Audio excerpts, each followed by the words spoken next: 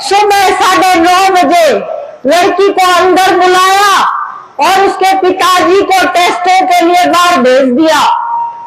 उसके बाद 5 बार उस लड़की के साथ 9:30 बजे से लेके 2:30 बजे तक कई बार ये बलात्कार की घटना उसने अंजाम दी। आप समझिए कि कैसा हैवानियत भरा ये कदम था। और उसी समय पे जहां पे ओपीडी भी चल रही है, लोग भी आ जा रहे हैं और अंदर लड़की को पर्दे के पीछे, अलमारी के पीछे जहां लेटा रखा है और बार बार उसको पीट रहे हैं वो जाके वहां पे। और इस तरह की घटना को उन्होंने बार बार वहां पे अंजाम दिया। लड़की ने जैसे ही उसका विरोध किया, उसके बाल पकड़ के भी खींचे, उसको थप्पड़ भी मारे और इतना ज्यादा उसको डराया धमकाया। मैं आपको बताना चाहती हूँ कि किसी भी महिला की जब जांच करनी होती है मेडिकली, तो उस समय पे उसके परिवार की कोई महिला वहां मौजूद होनी चाहिए। अगर परिवार की कोई महिला वहां पे मौजूद नहीं है तो वहां पे महिला स्टाफ होनी चाहिए। उनके बिना कोई भी जो पुरुष डॉक्टर है वो किसी लड़की और किसी महिला की ऐसे जांच नहीं कर सकता। लेकिन हैरानी की बात यह है कि वहां पे कोई भी ना तो महिला स्टाफ थी और ना किसी महिला को साथ लेके जांच की गई।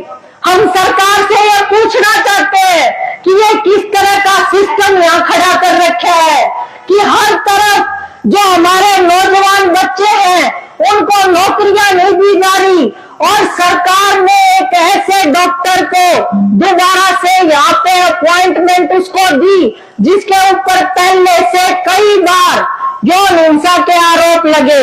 2008 में हमारी साथी ने बताया कि 2008 में उसके ऊपर केस दर्ज हुआ, 2017 में कैथल में उसके ऊपर केस दर्ज हुआ और वो व्यक्ति बार बार अपने दोस्तों के बीच में बैठ के ये कहता था कि कोई एक लड़की नहीं, मैंने तो हजारों लड़कियों के साथ ऐसा किया है।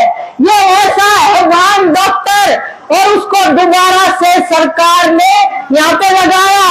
हम सरकार से ये आज जवाब चाहते हैं, बीजेपी सरकार से, कि किस वजह से उन्होंने उसको दोबारा यहाँ नियुक्ति दी। हमें यह पता चला है कि ये जो डॉक्टर है इसकी पृष्ठभूमि आरएसएस की है। इसके पिताजी आरएसएस के बड़े नेता थे, राष्ट्रीय स्वयंसेवक संघ के, और राष्ट्रीय स्वयंसेवक संघ जिसकी आज यहाँ सरकार चल रही है बीजेपी के नेतृत्व में, पूरे देश के अंदर सरकार चल रही है।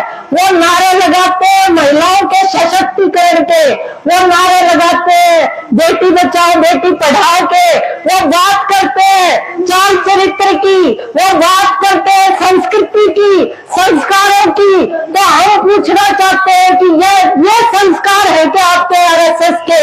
ये संस्कृति है क्या आपकी? आपकी वो संस्कृति है वो बलात्कार की संस्कृति है, हम ये देख रहे हैं। और आपकी संस्कृति है ऐसे लोगों को संरक्षण देने की। आप ये देखिए कि ये कोई अकेला मामला नहीं है।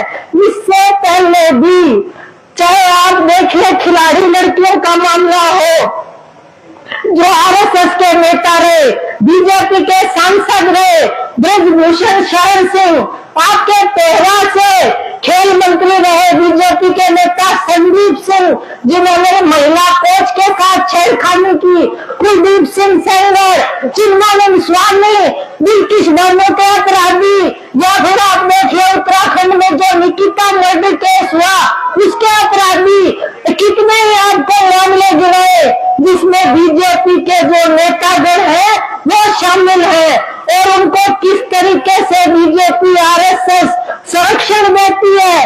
नारे बेटी बचाओ बेटी पढ़ाओ के, लेकिन बचाया जाता है ऐसे अपराधियों को।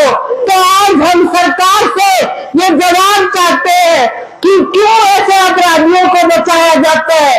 आज हम चुप रहने वाले नहीं है। और मैं आप सब हमारी जो बहनें यहाँ पे पहुंची है उनको मैं बहुत धन्यवाद देना चाहूंगी कि आप सब ने इस मुद्दे के ऊपर आवाज उठाई है।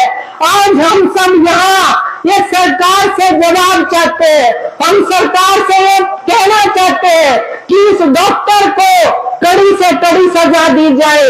राष्ट्रीय कोर्ट में हर रोज नियमित आधार पे हर रोज इस केस की सुनवाई हो और जितना जल्दी हो सके इस डॉक्टर की सजा सुनिश्चित की जाए। दूसरी तरफ जो पीड़िता लड़की है उसकी सुरक्षा की गारंटी सरकार करे, क्योंकि आप ये देखिए कि जितने भी ऐसे मामले होते हैं उसमें पीड़िता और उसके परिवारों को बहुत कुछ भुगतना पड़ता है, उनके ऊपर दबाव आते हैं, यहाँ तक कि उनकी हत्याएं तक कर दी जाती है। हाथरस का मामला हमारे सामने है। कुलदीप सिंह सेंगर ने जिस लड़की के साथ किया उसका मामला हमारे सामने है कि उसके पूरे परिवार की हत्या कर दी गई। और इसी तरीके से बहुत सारे ऐसे मामले हैं कि जो लड़कियां हैं, पीड़िताएं हैं, उनके चरित्र के ऊपर उंगलियां उठाई जाती है। इसलिए हम कहना चाहते हैं कि ऐसी जो लड़कियां हैं, जो पीड़िताएं हैं, जिनके साथ पहले भी ऐसे अत्याचार इस डॉक्टर ने किए हैं, वो सब लड़कियां सामने आए और उनकी सुरक्षा की गारंटी भी ये सरकार करे। इस पीड़िता लड़की और उसके परिवार की सुरक्षा की गारंटी करे, लड़की का पुनर्वास किया जाए, परिवार को आर्थिक सहायता भी मिल जाए ताकि वो न्याय की लड़ाई लड़ पाए। एक मजदूर परिवार है ये जिससे ये लड़की आती है, मां नहीं है लड़की की, इसलिए इस डॉक्टर ने सोचा कि इसको आसानी से अपना शिकार बनाया जा सकता है।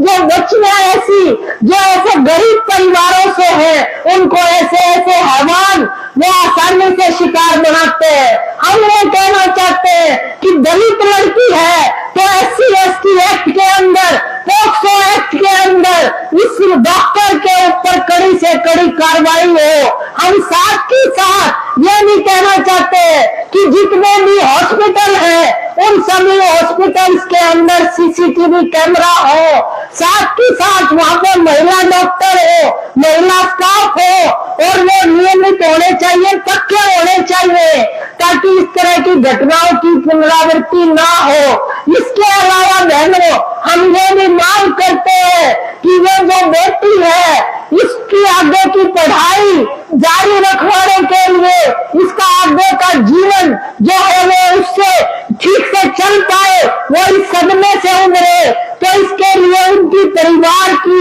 उनकी काउंसलिंग की जाए ताकि वो मजबूती के साथ न्याय की लड़ाई लड़ पाए। और हम ये भी कहना चाह रहे हैं कि जितने भी संगठन आज यहाँ इकट्ठा हुए हैं, चाहे वो जनवादी महिला समिति, चाहे CITU या SFI या जन संघर्ष मंच, सड़क कर्मचारी संघ, रिटायर्ड कर्मचारी संघ, सब जो संगठन है वो बेटी के और परिवार के साथ है और हम न्याय की लड़ाई को वहां तक लेके जाएंगे जब तक उस बेटी को न्याय नहीं मिलेगा और इस डॉक्टर को सजा नहीं मिलेगी। इसी आह्वान के साथ मैं अपनी बात खत्म करती हूँ।